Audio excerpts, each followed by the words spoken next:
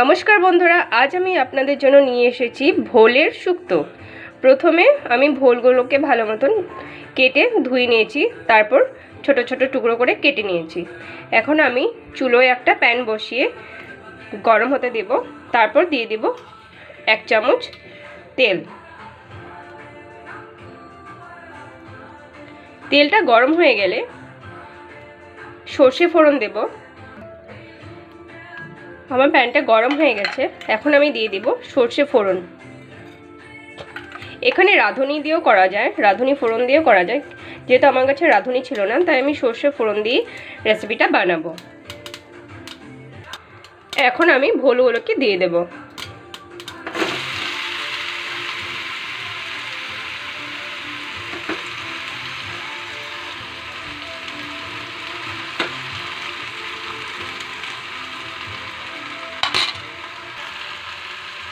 এখানে বেশি উপকরণের দরকার হয় না, আমি দিয়ে দেব সামান্য নুন,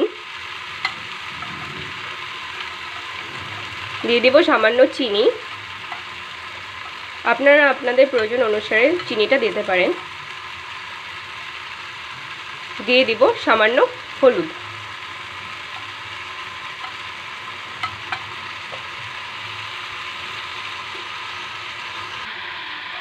আমি এখন এটাকে নেড়ে চেড়ে কিছু সময় ঢাকা দিয়ে রাখবো।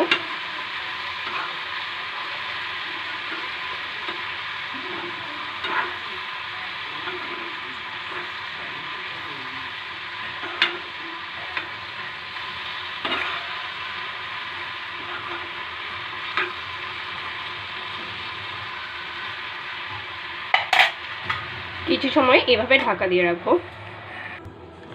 ঢাকনা খুলে 1-2 বার এরকম নেড়ে চেড়ে দেবো। দেখো বন্ধুরা, জল ছেড়ে দিয়েছে।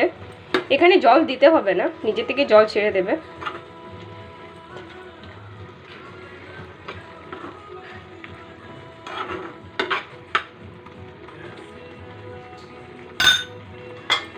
আবার ঢাকনা চাপিয়ে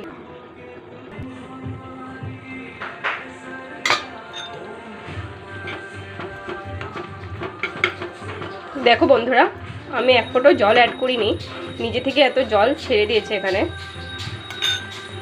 আবার ঢাকনা দিয়ে কিছুক্ষণ চেপে দেব। দেখো বন্ধুরা, আমার ভোলের শুক্তো অলমোস্ট হয়েই গেছে। এবার নামিয়ে সার্ভ করে নেব। তো বন্ধুরা, তৈরি হয়ে গেল ভোলের শুক্তো। শুক্তো গরমকালে খাওয়াটা খুবই প্রয়োজনীয়, এতে আমাদের পেট ঠান্ডা থাকে। তো বন্ধুরা, কেমন লাগলো আমার এই রেসিপিটা?